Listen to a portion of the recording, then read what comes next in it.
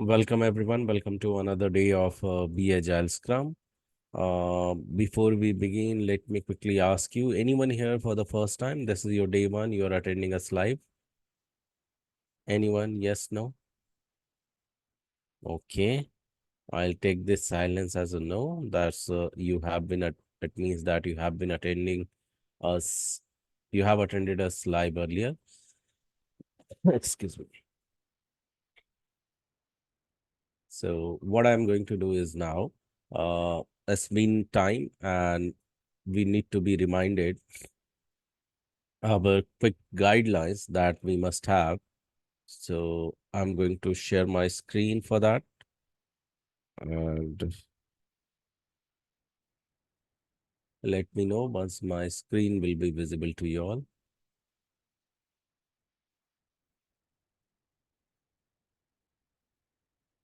And thank you for response, Papia. I believe that with your response, I understand I'm audible. Yes. Yeah, thanks one more time. So let me continue and share my screen, guys. So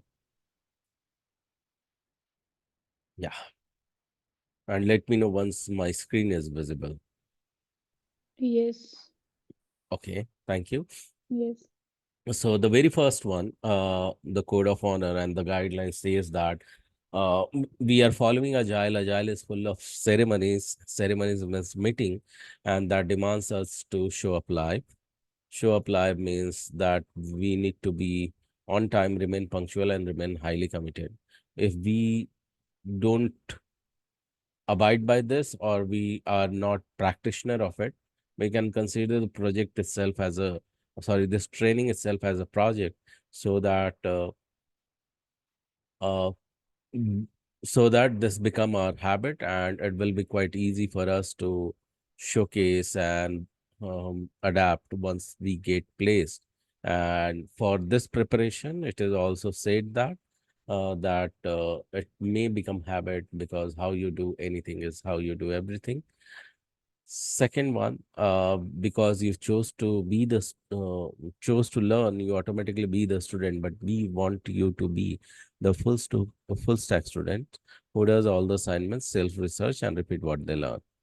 Third, you need to while you do so, it will be quite easy for you to hit the success, and you can take the full responsibility of that. But when you don't, you may hit back the failure, uh, but mind may not let you take take the credit, but it will give the let you give the credit to others, to which we call it as a blame.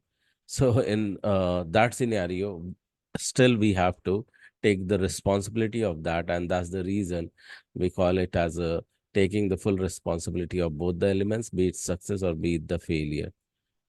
So it may happen when you finish what you start, you will hit the success, but when you don't, uh, you will hit the failure. And taking the ownership of this element and acknowledging it, embracing it, and then accepting it, there are the chances you may go back and correct it, and you will realize that failure was not a failure, it became trail to the success. But to do so, it really requires a complete mindset. The very first one is starts with Kaizen framework, just like Agile from lean management system uh, or lean delivery model. There is another framework to which we call it a Kaizen. It means continuous improvement. And for that, learning mindset is required. And more learning minded you will become, you will find yourself growing more positively, more positive minded you will become. You will grow in a way that you may handle any project with the stringent timeline, even in stringent timeline. And with the lack of resources, and find yourself going more complaint free. If you can do that, you will grow more in gratitude that leads to the highest level of productivity.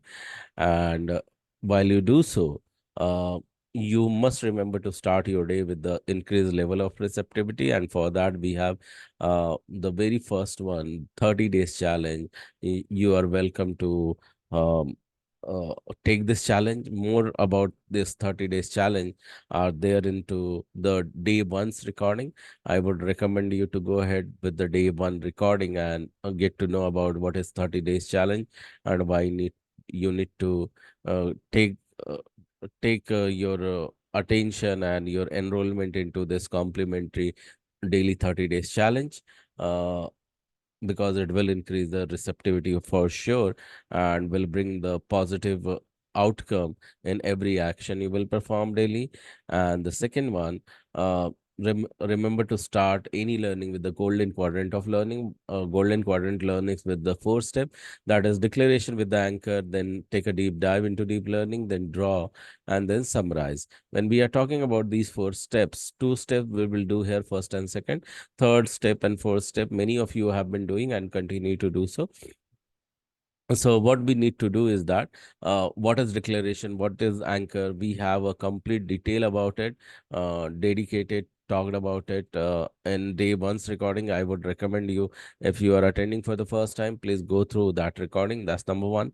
So let's get started with the declaration with the anchor. Anchor is what you know. Anchor is a self hi-fi or the clap just now you heard on the speaker. And what we are going to do is that I will count with the clap, 1, 2, 3, and clap one more time.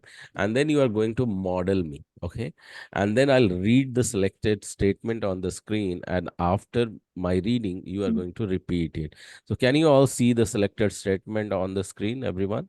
Yes. Yeah. Yes. So, let's get started. Unmute yourself and model me. 1, 2, 3, and clap and repeat. I'm a quick learner. I'm a I'm quick a learner. quick learner. What others can learn and master, What What others others can can learn learn and and master, master, I too can do that. I I too too can can do do that. that. One more time with the next statement. 1, 2, 3, and clap and repeat. Because I'm an awesome learner. Because Because I'm I'm an an awesome awesome learner, learner, Today's learning is going to be today's today's learning learning is is going going to to be be super duper easy to me. super super duper duper easy. easy to me. Yes, it is going to be because you said so. And in case you found it bit awkward in doing that, and why doing the anchor, trust me, in this entire process, anchor is something which is quite crucial. If you follow the declaration followed by the anchor, then only you are going to see its impact, okay, in today's learning itself. And the sixth code of honor that says that in this entire game, you be the giver. Giver, if you could not find yourself comfortable, then be the giver. Giver means what? Keeping ego away on the path of learning, that keeps us more spiritually grounded on the path of growth. Spiritually grounded means our happiness level continues to increase, and happiness leads to the productivity, and that is the demand of the corporate. And in fact, happiness is new productivity, I would say. And while you are learning, you remember that you are not here for learning, not at all. You are here to get placed. And once you get placed, you must start speeding up your earning, and not just to earn, but to expand that earning. It means that, uh, and it is said that what you want to gain more of, you must start giving away the portion of. And that's when it comes that if you want to give away, think of charity. You can give away 5% or 10% of your earning in the causes wherever you believe in case you are not earning, can you have an intention that once you get placed, you will start giving away 5% or 10% of your earning. And why you need to give away? Because it is said that when you give, you grow. When you receive, you may survive. And I'm sure you are not here for the survival, but for the growth as well. But just don't give away for the sake of growth, but also to inspire others, um, uh, to get into this sharing mode, and impact the community, your surrounding as well. Okay, and while you do so, continue to appreciate what you do, what others do for you, and even does not seem that it is helping you back, continue to do so, because ultimately this is the universal law that says that what you appreciate appreciates you back. And how we are going to remain connected, that every Sunday we meet for technical session, that is 10 p.m. EST. Monday we are going to meet at with the technical session at 10 p.m. EST. Today is Tuesday. You must remember to attend the RRRP session. In case you have even a little knowledge, or you think that you are good with the entire learning, go ahead. Now it's time for you to start getting marketed, crack interviews and all. So for that, remember to attend RRP every single time.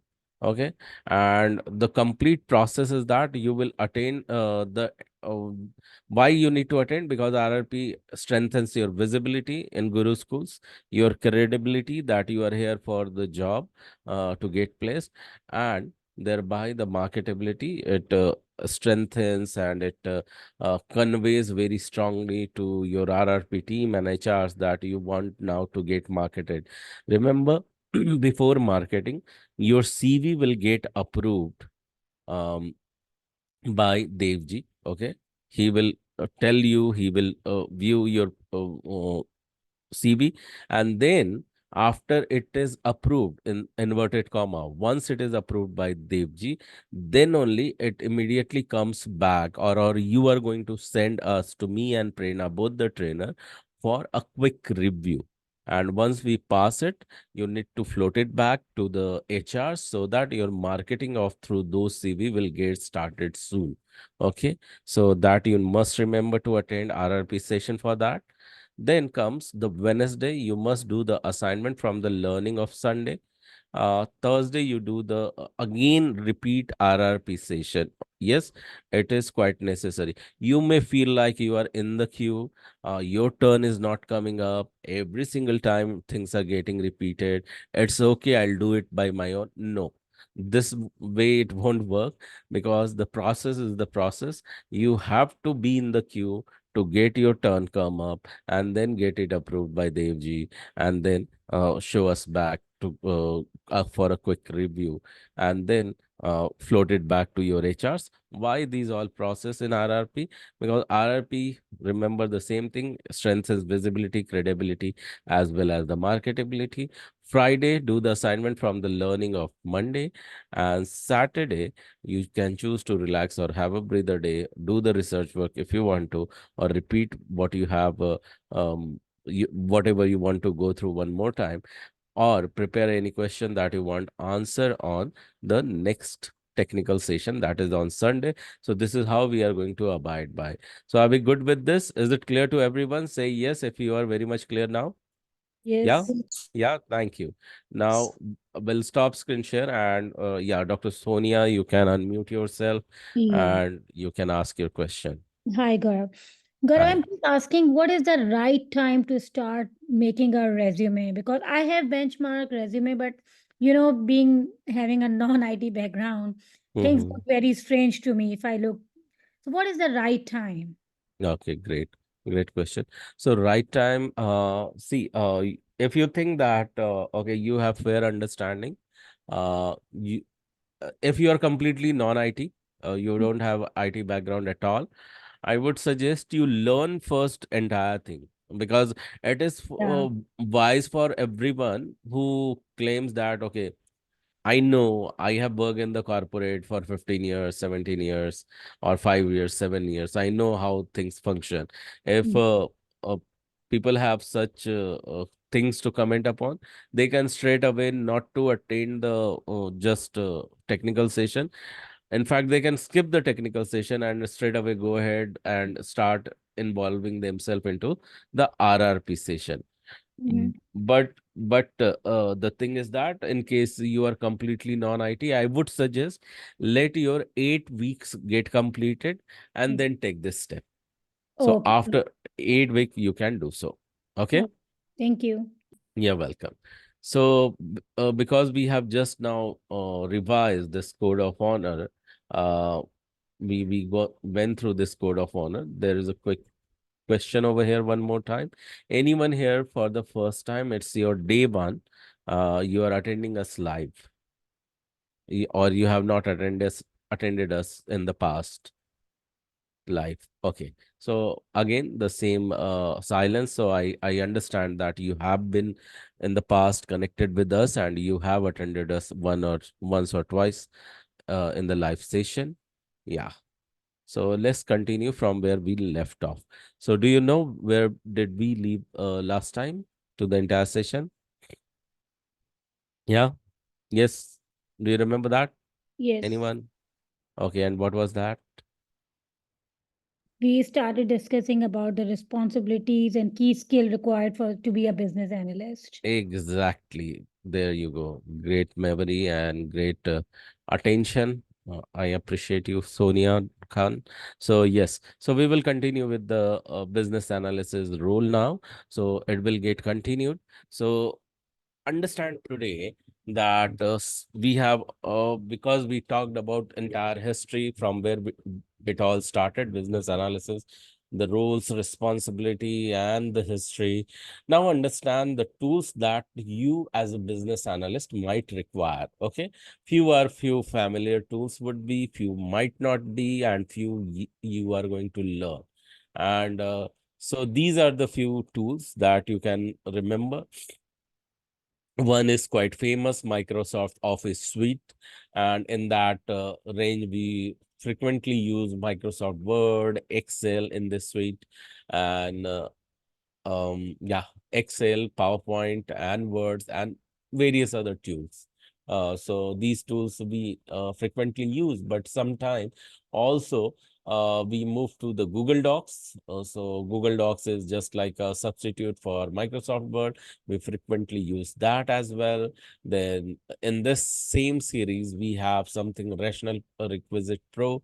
So this is the IBM tool, can be used just like Microsoft Word. Then Ballismic is there, SWOT is there for SWOT analysis, Pencil is there for the presentation purpose, Trello is there that you are going to learn, Smart Draw is there for ticket arrangement, Rick is another tool, version 1 is another tool.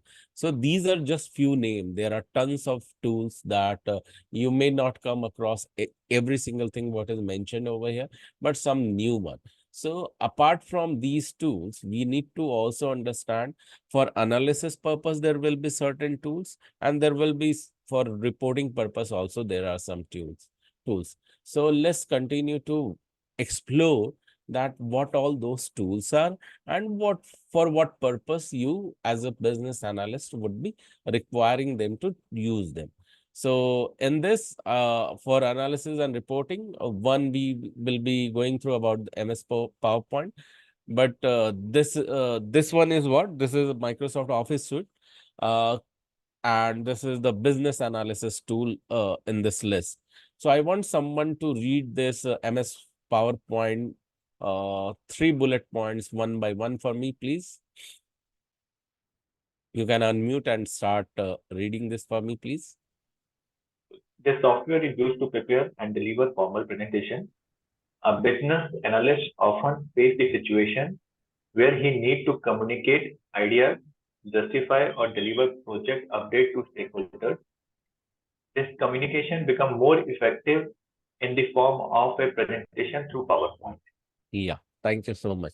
So when what you are thinking and you let them visualize, that become more powerful. Let others visualize, let the client visualize. And the this is the way, this is one of the way to convey your idea more strongly. Okay, you talk about your deliverable delivery plan of the software with the stakeholders, and that will become more visible and more vivid to your client to look at it. And the whole idea is that to give the formal presentation, generally business analysts can use this tool, to which we call it as a Microsoft PowerPoint. In the similar range, there is another tool to which we frequently use is MS Excel. I want someone to read these bullet points for me. So you can please unmute if you have not read it earlier. Please unmute and read it for me. Data analysis is also a part of the business analysis, and it can be of different forms like pivot tables, examining the trends in data, sort and filter data, creating charts or graphs. Okay. All the tasks mentioned above can be well performed using Microsoft Excel, which is a spreadsheet-like tool. Along with it, Excel provides several built-in mathematical and financial functions which can aid data analysis. Yeah. Thank you so much for reading this out. So understand, as it clearly says that Data analysis is part of business analysis, and MS Excel is utilized for examining the trend. So why we do data analysis? Anyone has the knowledge about it? What do you think? To compare Compare of what? between two competitors, I think. Between Mm-hmm. two things, to compare between two things. Okay. Yeah. So anyone else? What do you think the would be the objective behind data analysis? What it will lead to? Business growth. Good. And how come it will lead to business growth? Analyze the data. Okay, you will analyze the data. So as Sonia said, between two entity, two different type of data will be analyzed, and you said that it will lead to business growth. How can you say that it will leads to the business growth immediately? That's the question to everyone. It will What? show the trend. The outcome will be what trend is going on. Okay, great. So when you do the data analysis, you will start to look for the trends, what is happening exactly into the business. And based on that, you may bring some tweak if it is supporting to your business or if it has been non-supporting to your business. If it has been non-supporting to your business, you bring some changes. And before you bring some changes, you really do study well your existing business and your future business growth, identify the gap between it and how it has been trending towards that direction.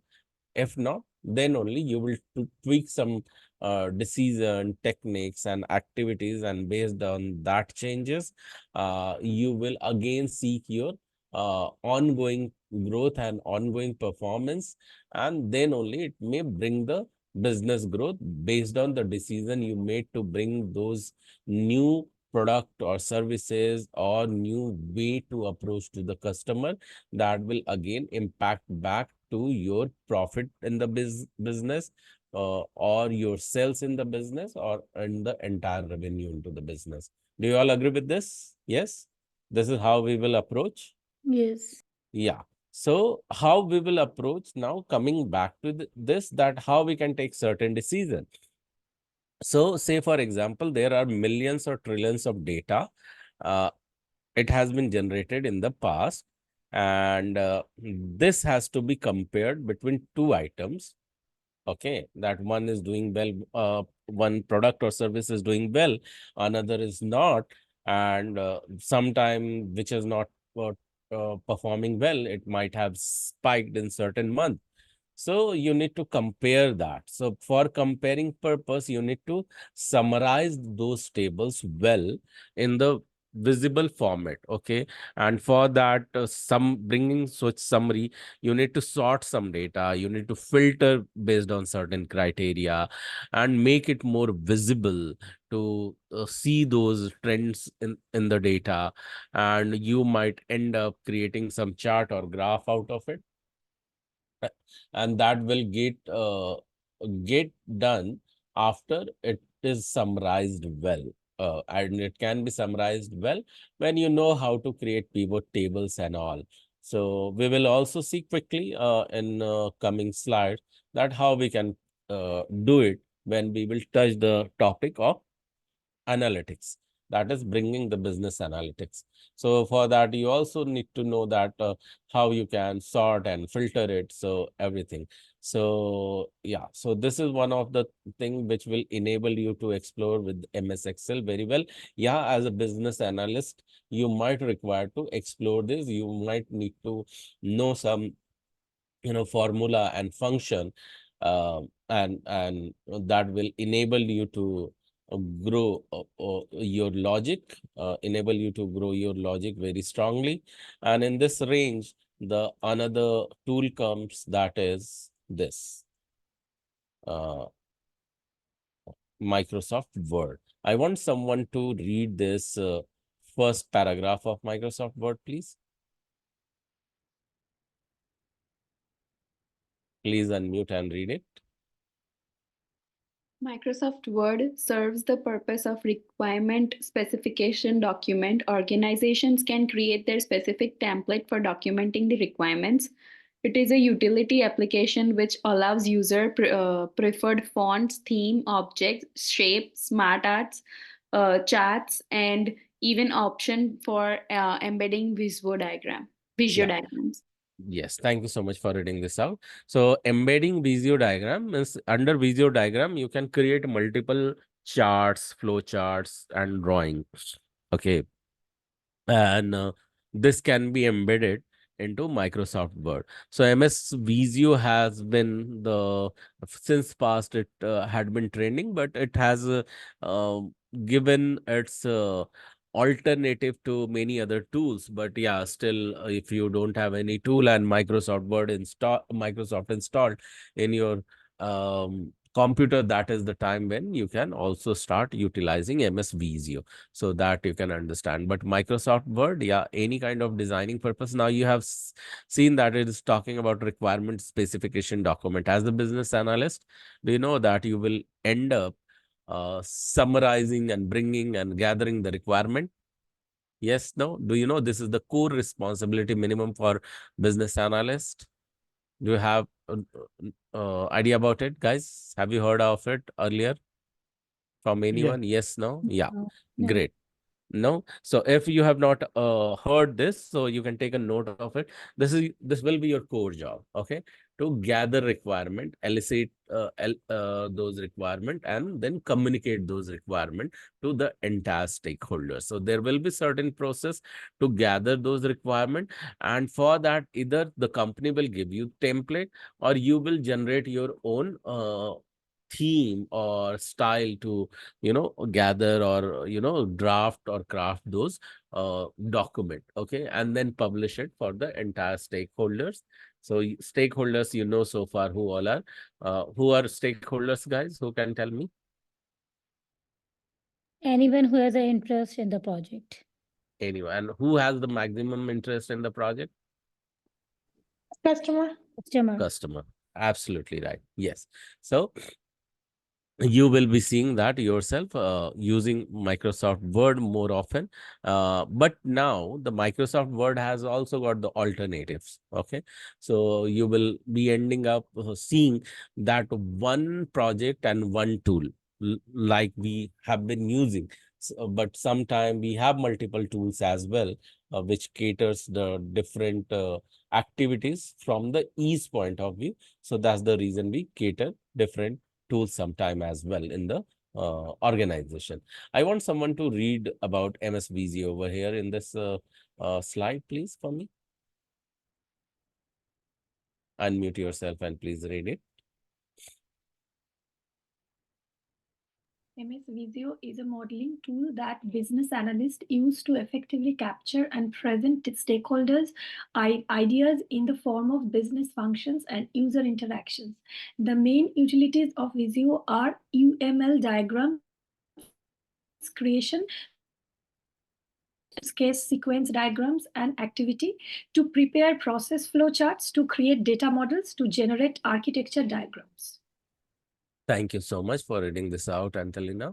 So yes, MS Visio. Now, when you are talking about MS Visio, understand you have known so far that it is the whole purpose behind MS Visio is to create the UML diagram. When we are talking about the UML diagram, there are various diagram into one requirement, and those requirement may talk about the steps or function of the software, and those function will have multiple data points or multiple touch points or multiple section through which it will undergo. So those steps has to be communicated to the stakeholders in the document, and those documents will have those diagrams as well, and those diagram will be created into the MS Visio. Here you see that there are some sequence diagram. What do we mean by sequence diagram? Sequence diagram, it is following, letting you follow every single sequence.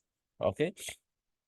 If I'll ask you that you are sitting in a couch in your drawing room and um, you have to drink chilled water in summer, okay, cold water in summer, uh, how will you drink it? You are sitting watching a movie, sitting in the couch in drawing room, say for example, and there is no water in the this room, and yet I am asking you to go ahead and start drinking water, cold water. How will you do that? Can someone tell me a process? Can I tell? Yeah, go ahead, Sonia. Uh, I'll mute the TV. I'll Mm-hmm. stand up. I'll walk toward the kitchen. I'll turn on the light. Can hold on. So can you start again one more time, please? I'll mute the TV. Okay. I'll stand up. I'll Uh-huh. start walking toward the kitchen. I'll turn on Mm-hmm. the light. I'll open the refrigerator door. I'll take the Mm. bottle out. I'll take out the glass from the cabinet. I'll pour the water, chilled water.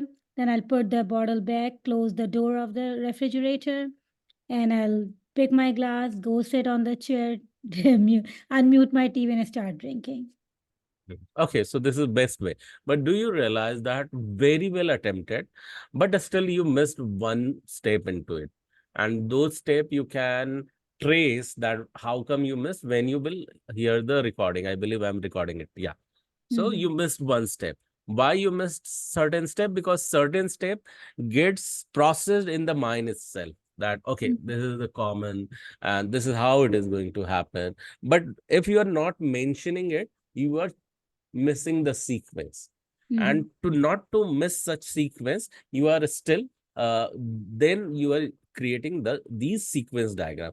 Now let me tell you what you missed in the sequence. You have taken out the bottle, okay, Mhm. you have poured it, but Mhm. before pouring you did not open it. Now why I'm asking you that why you should have told that, because you are telling every single thing which Mhm. is not required, that is number one, and which is which one can assume. So what is not required? Muting, unmuting doesn't bother me. Okay, Mhm. the television. Yeah, you can stand up and walk down towards kitchen. That is one point. Now you have assumed that we are already knowing that Mhm. light in the kitchen is turned off.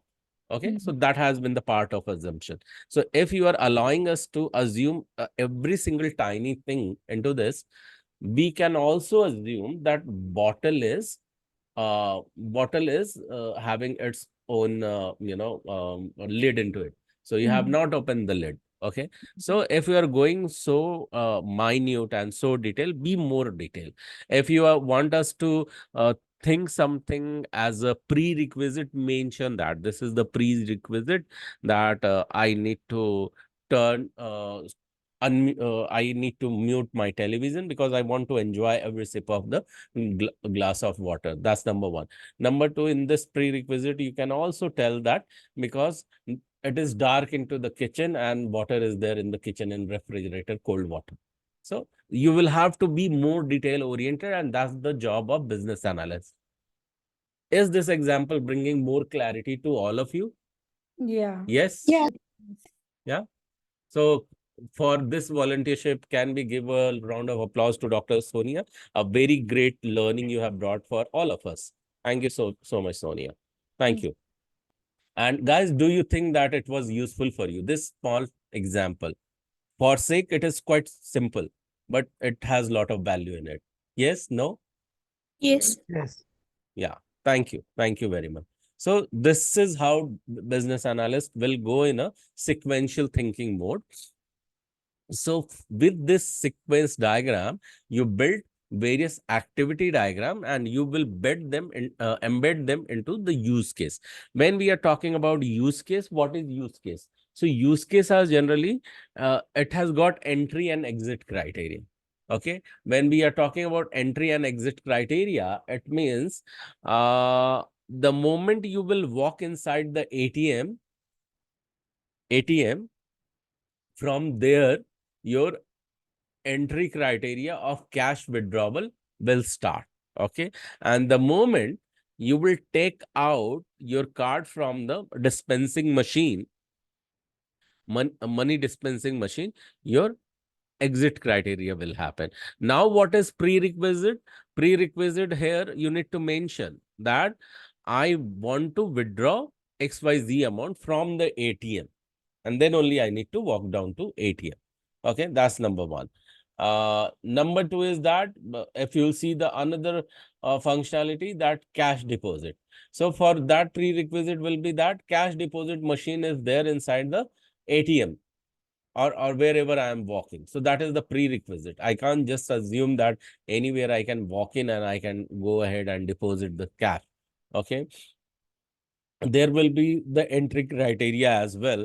Then that in the ATM and the cash dispensing machine, the cash dispensing machine should be working, and it will have the option to choose for cash deposit. Okay, so from there the entry criteria starts, and exit criteria is to it's receive, and it dispenses the receipt. Okay, receipt of the cash deposit. So that can become the exit criteria. Are you able to connect, relate, understand, guys, what I am speaking? Yes. Yeah. Yes, every one of you are understanding. I have quickly given you example of two. Yes, Yeah. thank you so much for quick confirmation. So this is how will you build the use cases. So three things we learned: sequential diagram and activities in the detail. But do you know the whole foundation of these sequential diagram and activity diagram is what? Do you know? Or do you want to know? Yes. Okay, thank you. Thank you. You said yes, and that's the reason I'm going to tell that the foundation of these all diagram is this. What is this? Flowchart. Flowchart. Flowchart. Yes. So based on these, you can also generate various data models. And what are the data models? We will look the various models that is used, that you are going to use as a business analyst. Okay, and those will be also referred as a business analysis, or a model or business model or business model process notation or something like that. So, and yes, for architects like technical architect or normal, so normal technical architect or DB is also sometimes these are the roles in IT. They would also require to generate some architectural diagram, technical diagram, and they need to refer to it. So not only just business analyst, this will be useful for architect as well. So let's now, because we are talking much about requirement gathering, let's go through some example and more about requirement gathering, and then we will come on the business analysis models as well. So what you see here, that is the one paradigm. So one diagram. So it has talked about one transition requirement into this picture. So before we get ahead into the transition requirement document, let's go towards the text. Now here you are seeing that there are two types of requirement it is talking about. One is which requirement? The first one is which requirement it is talking about? What do you read? Functional. And what is the second one? Non-functional. Non-functional. So these two type of requirement we must know. So now functional requirement, when we are talking about functionality, it means that UI, features, usability, capabilities, and operation of any product or of a software, that will come under functional requirement. Okay, but these requirement documents, these requirement will be mentioned in a document to which we call it as a FRD. What do we call it as, everyone? FRD. Do you know the full form of FRD? Anyone? Functional requirement document. Exactly, you are right. So, all the functionality you will be writing into the functional requirement document. But before you write the functional requirement document, you will receive SOW document from customer where the requirement will be brief. That is also called as statement of work that you need to do. So, SOW is also known as what, everyone? The full form? Statement of work. All right. That's right. Statement of work. Now, when you come back to non-functional, it has to do more with performances of the software, stability of the software, security of the software, and more technicality of it. Okay, like load and performances and various other things. So these all details will be mentioned inside the TRD document. So what is TRD, everyone? Any idea? What will be the full form of TRD? Technical requirement document. Brilliant. That's the answer. Yes, absolutely right. This will be a technical requirement document. These requirement document or these requirement, functional or non-functional, will be part of the solution requirement. Okay. So functional and non-functional requirement you see is the part of the solution requirement. But before it becomes the part of the solution requirement more in detail, you know, your customer will talk about the stakeholders requirement more in detail, that what they see, that what you need to bring the picture. They will ask for the resources, they will ask for the they will discuss with you about the manpower, they will also discuss with you about all the technical things involved, resources, living resources, non-living resources, gadgets or software. So anything external things are required, that will become the part of stakeholder requirement. But before it could be discussed with you as a product owner or a business analyst more in detail, it has to be the part of business requirement as a whole. So inside business requirement, it will be the core pure new requirement, or it can be the transition requirement. Transition requirement means the existing software is already functioning, but due to some reason they are migrating into the new environment. That's number one. Or new database, or new technology, or new operating system. Okay, that could be the complete transition or updated operating system. So so it means that you have the knowledge of the existing requirement. In fact, your client may give you certain existing document also to refer, so that their work will continue to speed up to understand the requirement and execute those requirements to prepare the right software or the updated software. So this is in the new way the entire requirement flow, starting from business requirement or either the transition requirement. Your whole idea as a business analyst will be towards developing the functional requirement. With me so far, everyone? Yes? No? Yes. Maybe? Okay. Thank you for your confirmation, everyone. And when I'm asking the question, I'm not asking with 2 or 3 or 4 people. In fact, I'm asking with you all. And when I am asking to you all, I would appreciate when all of you can unmute and say yes, because in that way, I know that none of you have really exhausted due to Sunday and have gone to sleep. Because I have experienced such things that, people join in here, they just plug into the session, but they are not at all involved into the session. They are some in another room, in the TV room, doing something, but here the sessions are going on. So if you are doing in that way, your attendance won't be marked. Okay, how would I come to know about it? Because you won't be listening to my last instruction. Okay, Sonia has some question. Yeah, Sonia, go ahead. Yeah. So, Gaurav, why does the performance come under the non-functional requirement? Okay. Okay, why? Good question. Why does it come into non-functional? So when it comes to performance, what comes in your mind? How is the Well, performance? yeah, traffic of the, like online, people who are just, let's say it's Amazon, then there are lots of people who are just, buying stuff. And then that is one of the aspect of the performance, or maybe stability. If the site is down or slow, or if there is a security threat. Yeah. So when site is down, that will become the visibility issue. Okay. Site is down, it means you can't view the products or services. Okay. You see that site is non-functioning, right?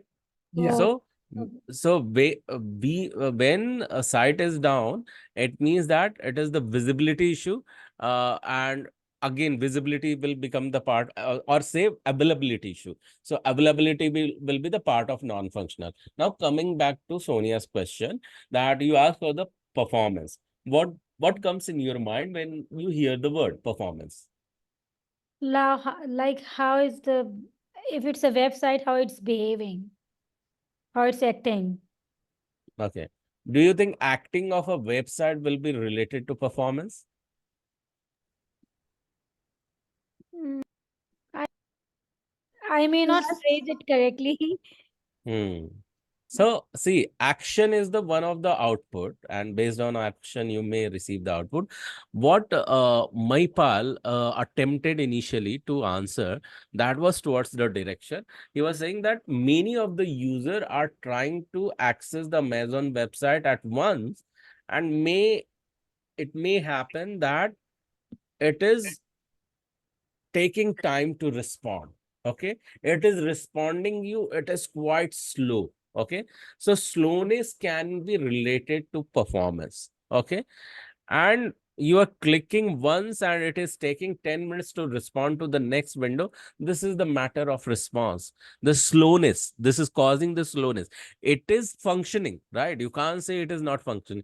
It is functioning, but the functions are very slow.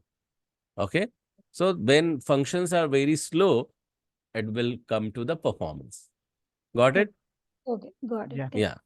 So functions are slow means it is non-functioning. So that leads to the performance. Stability in the similar manner, you can think when it comes to stability, it is not stable. Okay, stable means when I am clicking on buy button, it is leading back to sign out.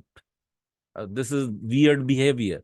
Okay, so it is not stable, you can say. Security issue, you have logged into your website, and when sharing a product, you are sharing a product on WhatsApp. Say, for example, my book is there on the Amazon, and I gave you link of my book on the Amazon using WhatsApp. Okay, and then you forwarded it to someone over the WhatsApp, and when that person says that, man, he can see what all I had added in my cart. Isn't it means very critical security threat? Yeah. Yeah. So these are the part of non-functional requirement. Cool. Thank you for asking this question. Can we move further, guys? Yes. Yes. To the next one. Yes. So Yes. when we are talking about requirement, let's understand a quick example of it. Okay. And that requirement, say for example, uh, when you are developing some requirement, you can answer some questions. Okay, what to do, where to do, when to do, why to be done, and what you are assuming. Now in the requirement, like we have assumed the light was in the kitchen switched off, right, Sonia? The example you gave, Yeah. right? So even if we are assuming that, we are going to mention that into the requirement document.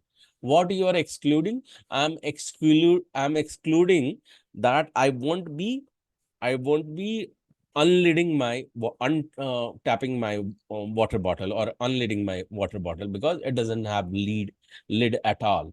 Okay, so that kind of exclusion you can type in over here, and that can also be the part of assumption.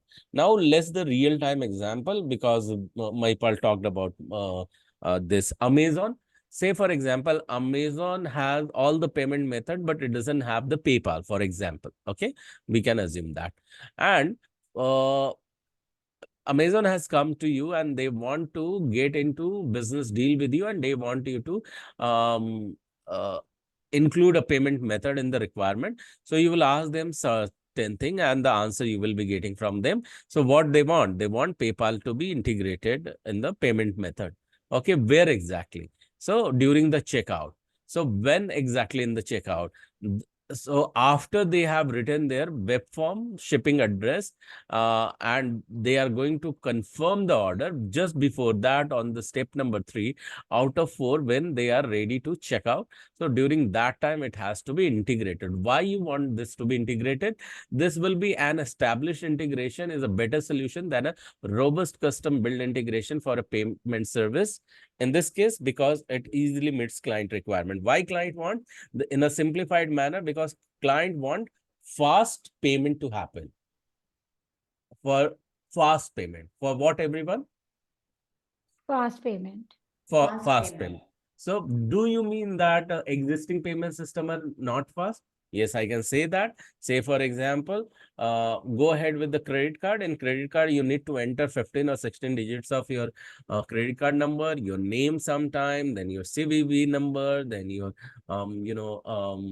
your expiry date of the card, or you might have to choose card type, or it will auto detect that. Or initially, when you will go ahead by entering those many data, you might also end up seeking for this what do you call, OTP, one time password. You need to enter that, then payment will get processed. But what Amazon decide? No, once we will enter the PayPal integration, what will happen? They need to enter just the address, and boom, the payment will get processed with the only one security check, or only one with the password authentication. Okay, and rest of the things they don't need to enter. In that way, I see that this is fast process payment way. So that's what I want. So now you are getting the stronger intention to apply and reason to apply that requirement, right? And then if you have that clarity, you will now declare the assumption that flat fee for all shipping and handling will be there. All shipping is within the USA, and it will not include Alaska or Hawaii. You are declaring that. And taxes do not apply to this entire pay, payment method application. When you are excluding that custom shipping and handling fee calculation, you are clearly telling that I am not going to include it. I am just keeping it away. And when we are keeping it away, I'm not considering the international shipping or Alaska or to Hawaii, and there won't be any tax rule. Okay. Why? Because I want someone to read the last line in this slide from Remember.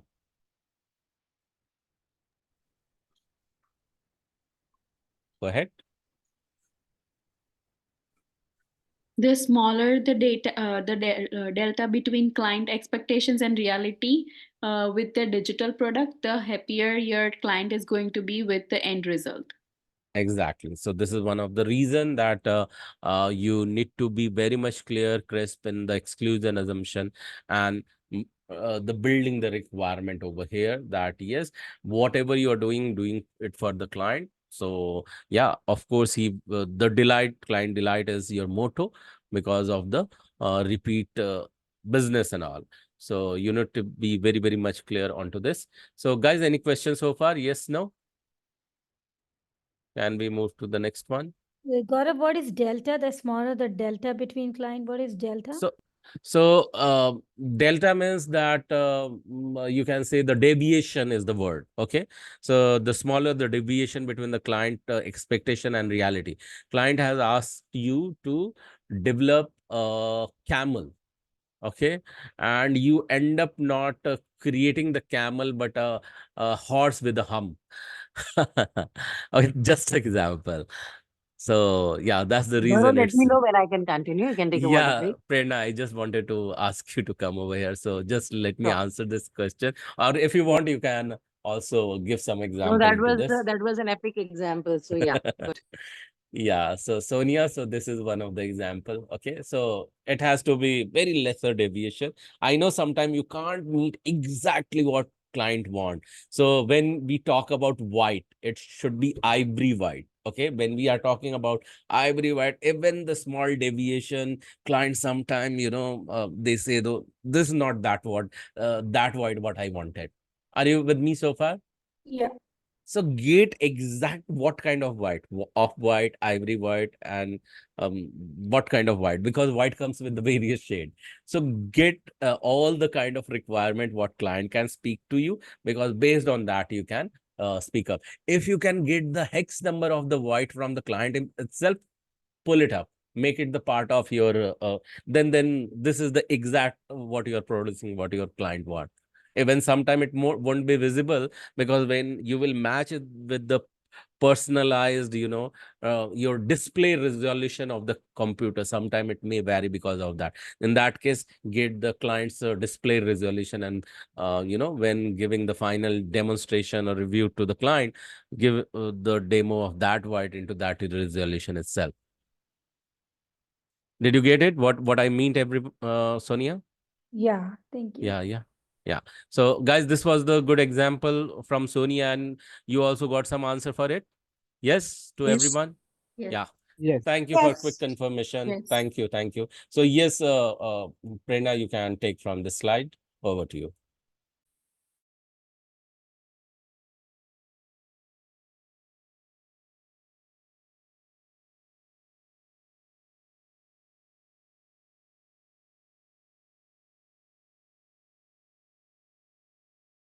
Yes, yes, yeah.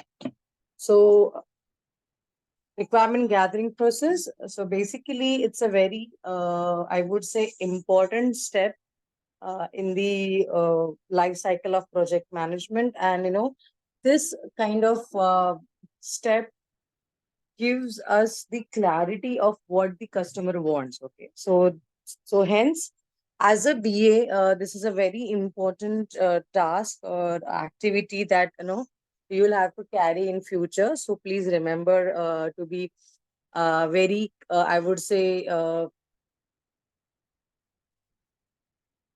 very specific and very accurate about it. Because you know what, as someone asked about what is a delta, right? So there are in real life also deviations when it comes to customers, and when it comes to how to handle, or how to understand the requirements and things. So so there are some tips and tricks to manage this. So can someone read it out, read all the 6 points mentioned on the screen, please? Yeah. Take notes, make creative, make annotation, write them in requirement document, use template and include use case, hold an internal review, hold an external review. Yeah. Thank you so much for reading it out. So first of all, take notes. Now that goes without saying. So whatever, whenever you are in discussions with the customer, whenever you have meetings with them, it can be in-person meeting or virtual meetings, any kind of, conversations you're having regarding requirement, gathering, please take notes. And why it is important to take notes is because, see, many a times in the course of discussion, in the course of interaction, we tend to, I won't say forget, but miss out on the some of the points. So it's always a good practice. By the way, it's very essential. Even in we are in a day-to-day practice, in certain important meetings, we do take notes, because it's essential for whatever, understanding you're getting out of it. Or even there are scenarios when we have to send MOM, that is minutes of the meetings, that is what important things you have discussed during the meeting. So for all those scenarios, for all these activities, you have to take notes, which is very important. Okay. Second, make creative or be creative, and make annotation. Now these things go hand in hand. So basically you have to be very creative. You can actually use some signs, or you can use some symbols, you can use some short forms, you can use some I would say, creative, I what keywords, that we actually do that, so all these things helps you to uh, remember the things, I would say recollect the requirements, or whichever way you feel is apt for you as a BA, to make the process more interesting, to make the overall activity more understandable, you can do that. So you can have some small pictures, you can have some highlighters, you can have some stars. So basically it's an open I would say scenario. You can do whatever you want to in a creative way. So it won't be redundant, it won't be like, I remember in your school college days how we used to highlight certain topics or certain I would say syllabus or certain points because they were important, and used to have some keywords mentioned so to remember all the points. So all this thing goes without saying that whenever we are doing this important activity,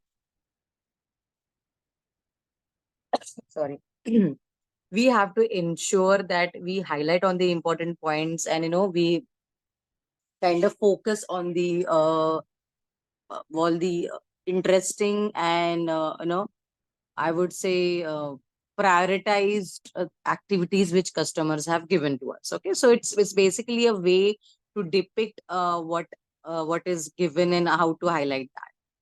Next is write them in requirement document. Yes, so requirement specification document, business requirement document, functional specification document. Gaurav just recently mentioned that FRD or FSD.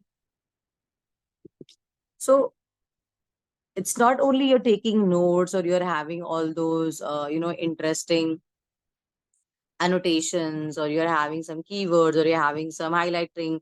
No, you have, along with this, that is for your own reference. Along with that, you have to transfer all this to the final requirement document also, right? So you should so mostly in all the organizations, they have their own requirement specification document template, and they also so it's not that you have to prepare something from scratch. You'll get a template, and you have to kind of transfer the details or data into that template.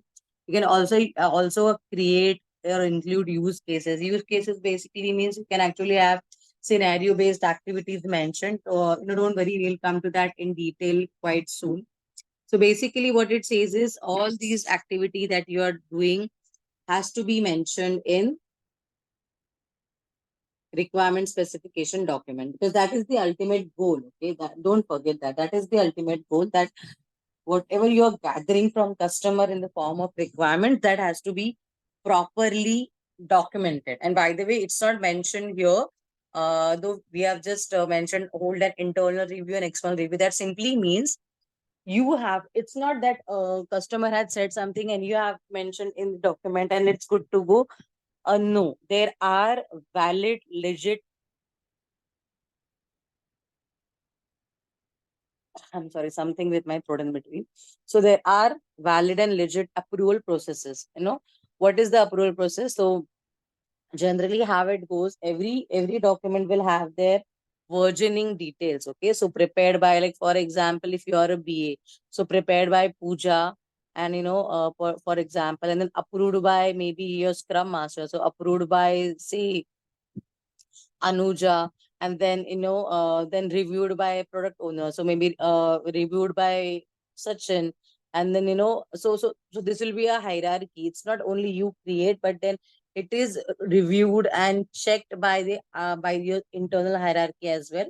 And for external hierarchy, yes, the same document, once it is approved by your internal team members, it is given to the customer also, because they also have to check and review that whether their requirements are properly mentioned or not. It's very important. Okay, so this entire process is very essential, because ultimately these are the activities or topics, or I would say things that our team, our development team will be working on. So as a BA, we have to be very focused and very accurate about what the customer wants, and we have to be on the same page. That is why this internal and external reviews are in place, because we have to kind of have a foolproof evidence that okay, whatever the customer has asked, only that is mentioned, and that is again approved by the customer.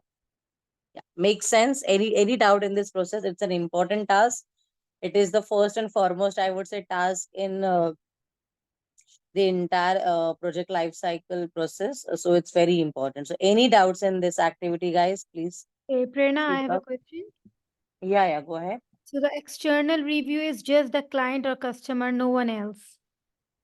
See, it depends. Mostly it's client and customer, but sometimes if any third party vendor or if any, if you're utilizing any third party element, or if any external stakeholders are also majorly involved, then they review. But majorly, in normal course of action is generally your client or their team.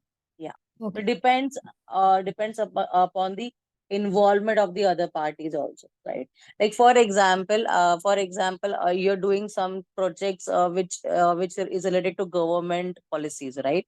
Maybe some tax policies. You are working with government or government authorized banks.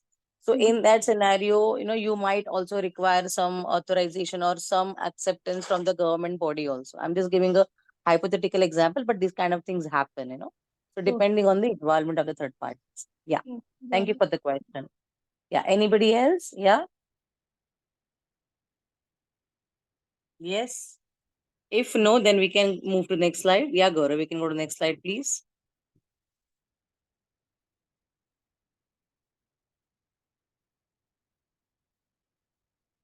Yeah.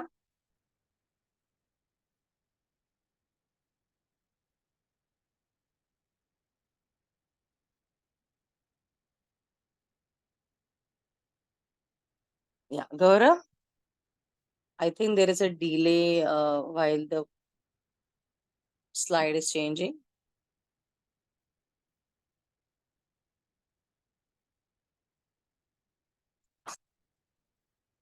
Yeah, thank you. Thank you so much. Now, this is a very interesting concept and very useful one. It is called as DDDM for short. Okay, let me tell you that. So it's, nobody will say data driven decision making. They'll say like in triple DM or DDDM concept. Are you aware of that? Maybe in the interviews or maybe while actually having discussions. So what does it mean? Data driven decision making. Actually, the name itself gives you some clarity that your decision making will be on the basis of the data that you have, or your data will lead you to make decisions. But let us go ahead, go in deep into this. So yeah, there are total 5 steps. Can 5 different people read out the each steps separately? Step 1, step 2, please. Yeah. Step 1, define the problem. Thank you. 2, analyze the data. Okay. Step 3, develop insights. Thank you. Step Next. 4, test the insights. Step 5, review the results. Okay. So you see how we are stepwise going into the process. The first and foremost is define the problem. Now let us take an example. Okay. It's like imagine you are your company makes it is like a branded shampoo making company, and you kind of have seen the decline in your sales in a particular region, for example. Okay, so now in this case, what is the problem? Revenue decline. Yeah, revenue decline, right? Decline in profits, decline in sales, or whatever, decline in market share in a particular region. Now this is a problem. Okay, the next step. So you understood the first step. The next step is analyzing the data. So analyzing the data means I'm not sure in this class or other, we have kind of given explanation or understanding of the surveys that we get. I think maybe this class only. You remember when you go to supermarkets or any malls? Yeah. So right. So those kind of surveys are actually for this. Nowadays there are online surveys also, but at least for the people who are older, for the kids, who are not so tech savvy yet, for them. So you gather information via such channels. Might be a survey, might be online survey, might be, sometimes it's not that prevalent now, but earlier there used to be door-to-door salesman stuff, to promote things. So nowadays it's not so prevalent. So all such scenarios, maybe all such ways you've gathered data. So you got the data and how you're working on it, you're analyzing. So you're trying to understand your data. Okay. Third step is developing insights. Okay. So now you got the data, but what sense you are making out of the data, that is important. Okay, so you got the data, but you need to understand what you will what understanding you're getting out of it. So now from that survey you realize that, okay, there is a competitive brand which sells a similar varieties in lesser amount. Okay, and even their quantity is higher, or they have a better marketing strategy, they have a better advertising strategy. So these are some of the insight that you got from the people, that okay, they go for the other brand because that is cheaper, they go for the other brand because it has a larger size, given in the similar amount. So kind of these kind of inputs you've got. So you have understood the data received from the customer. Okay, you have understood what is the I would say things causing the problem. Okay, so now the next point is test the insights. Okay, so now what you will do, you would try to make a product.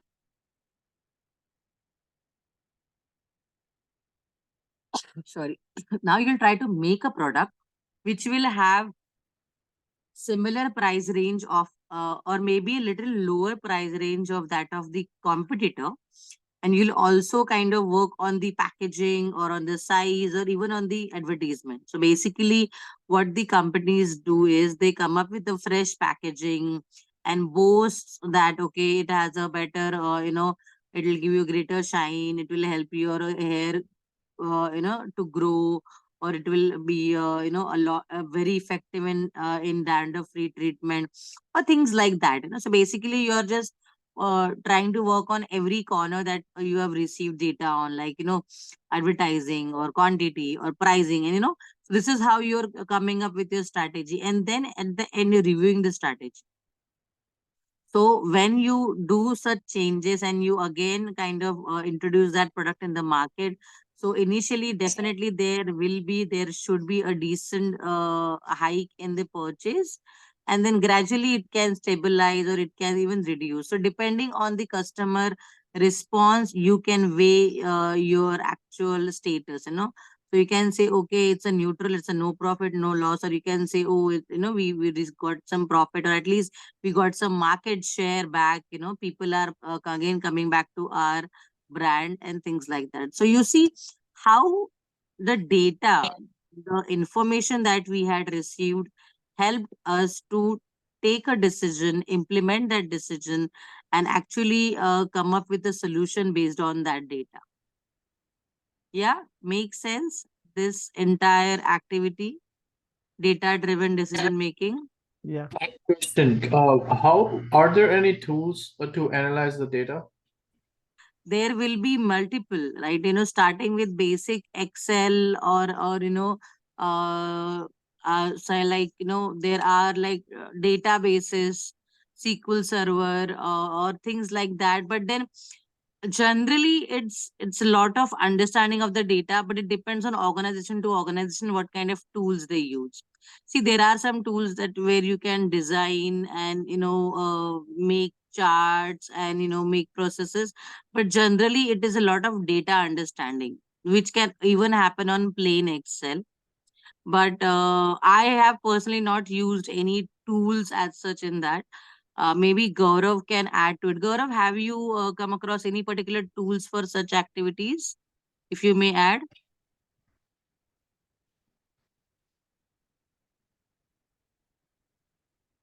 Yeah, Gaurav, are you there?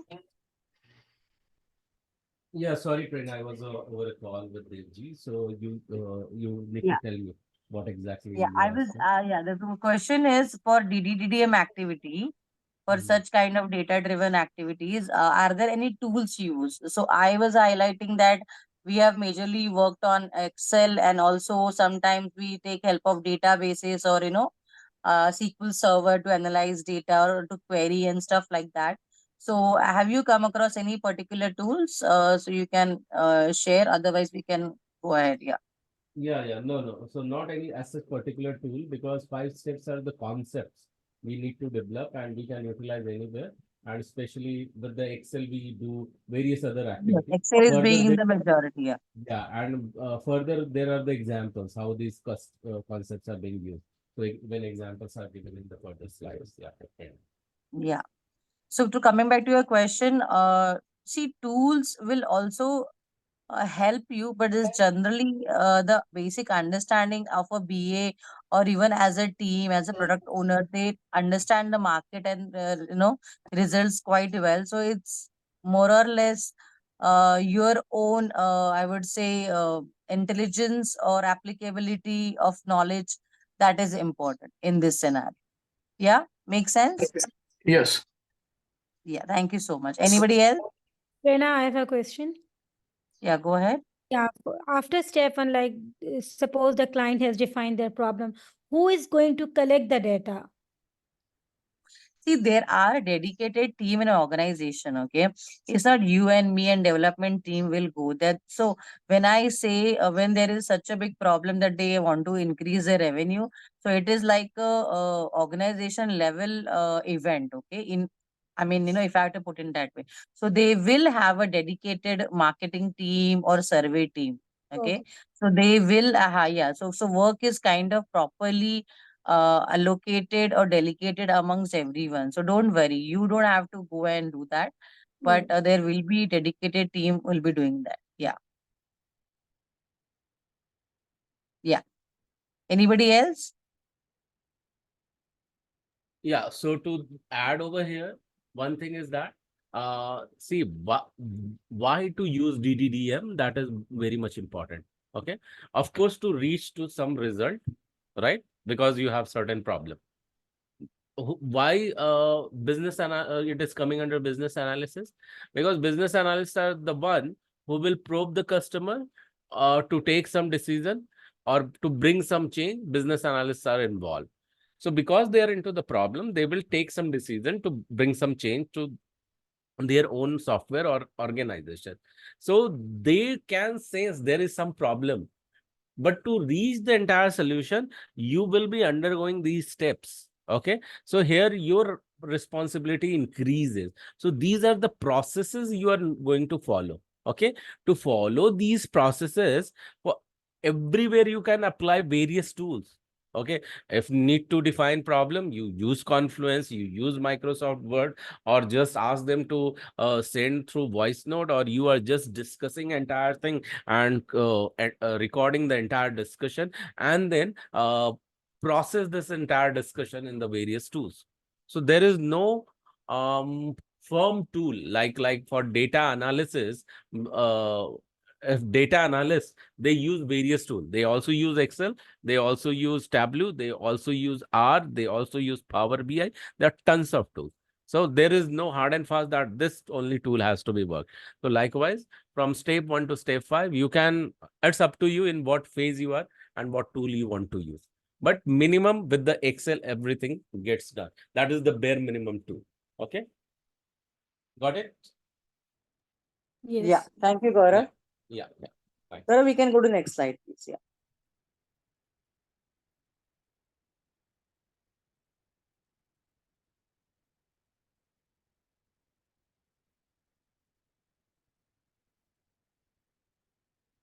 Yeah. Now we have, so we kind of have a similar example, applying the data-driven decision-making framework to online marketing. Okay.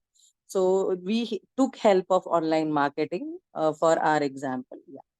Yeah, Gaurav, let's go to next. Okay, so it is a similar example that we just discussed in a way that the question is, or the issue is, I am not making my revenues or making money from my advertising campaign. Yeah, can everybody see this? Yes. Yes? Yeah. Yes. So again, can 5 different people read out the problem and analysis and insight? Yeah. One by one, please. Just Yeah, a go second. ahead. Just a second. Let me reshare the screen. That will help. Okay.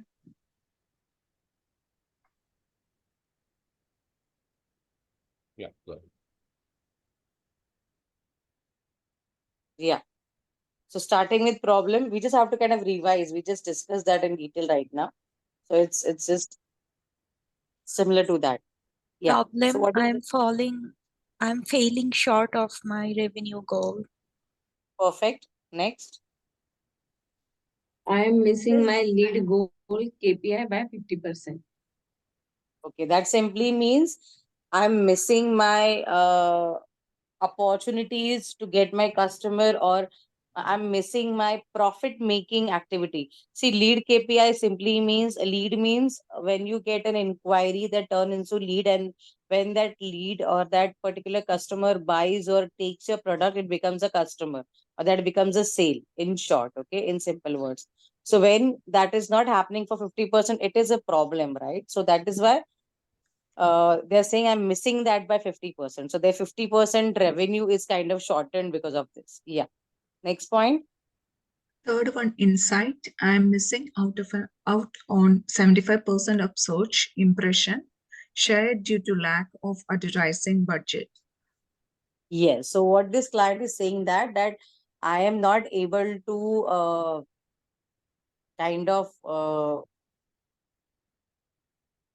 capture the 75% of the audience because I don't have advertising budget. See, many a times what happens, this actually is true for very local projects, like some of the fertilizers or some of the things, household things, like which are very good from local vendors, but we hardly are aware of about it because we don't see them in advertisement and they are not widely published. But when you go to any small exhibitions or any local sale kind of activity, and you buy their products and you realize, oh, their fertilizers are so good, their products are so good, so things like that. So it is actually true. So what they are saying is I'm not able to capture 75% because of the less marketing. Yeah. So that's the scenario. Next. Test. Increase advertising budget by 50% over the course of 30 days.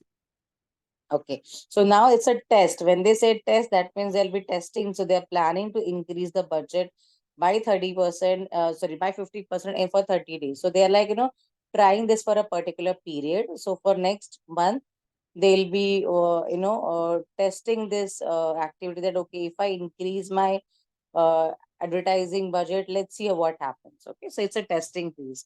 And last, results.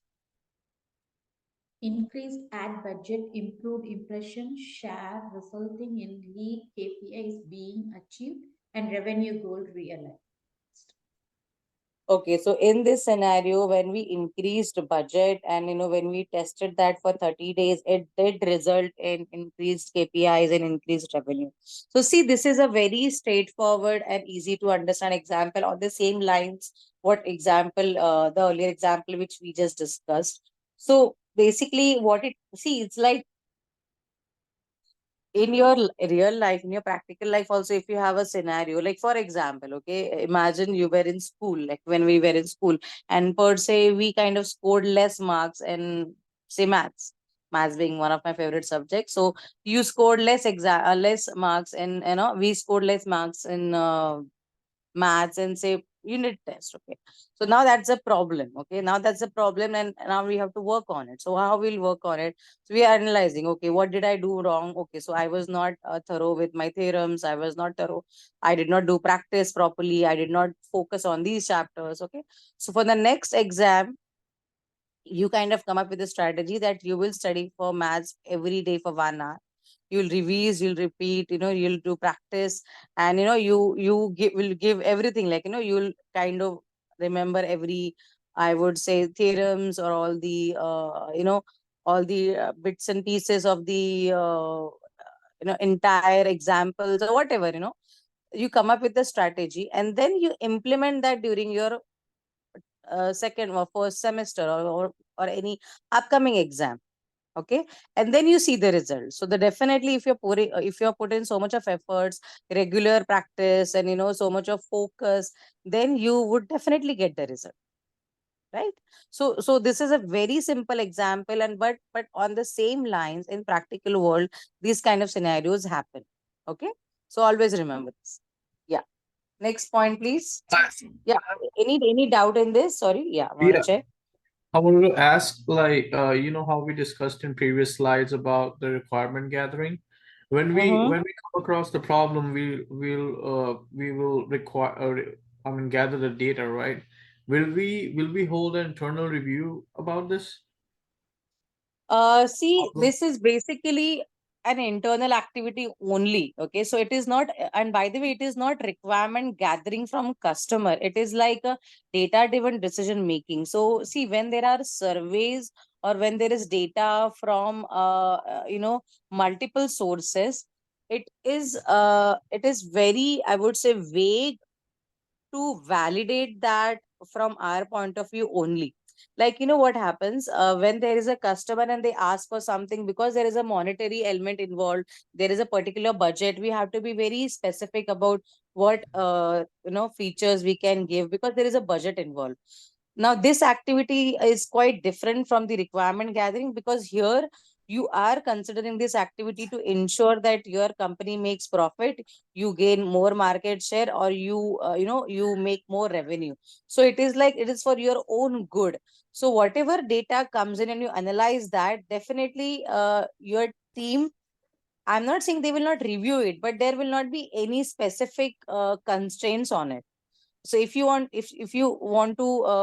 have to increase your advertising budget by 50% to gain market share, then you will have to go for it, right? Because there Yes. is no third party involved, there is no customer directly involved, and there is no budget constraint. So it is actually you're spending out of your own pocket to improve your status or improve your profits. Yeah, Okay. thank you for the question. Yeah, anybody else? Yes, no. By the way, this is an important concept. See, people might not ask a direct question about what is triple DM or what is DDDM, but it's always good to know, and it is very applicable in your real life scenario also, in your practical scenario also. So in real life also, if you're not able to do some activity, try to understand, okay, why I'm not able to do this. Okay, now this is the issue. Okay, this might be the cause, or this might be the thing that is contributing. So try to think on that. Okay, so yes, Gaurav, we are towards the end. Let me know, should we continue or should we take a pause here? I think we can take the pause over here. So we have the detailed explanation on the similar stuff. Those are more in text, so we will move to it tomorrow. And Sure. yeah, so that is it. So with this note, one more time, I have the ask over here, and the ask is anyone here for attending for the first time live, because somehow I understand that someone of you are there who is for the first time. But in case you can't speak, that's okay. With this note, what we'll do, we will go to our WhatsApp group, BA Scrum WhatsApp group, and there you need to drop in one liner that what do you feel like saying from today's learning. That's it. You don't have to tell that what you have learned.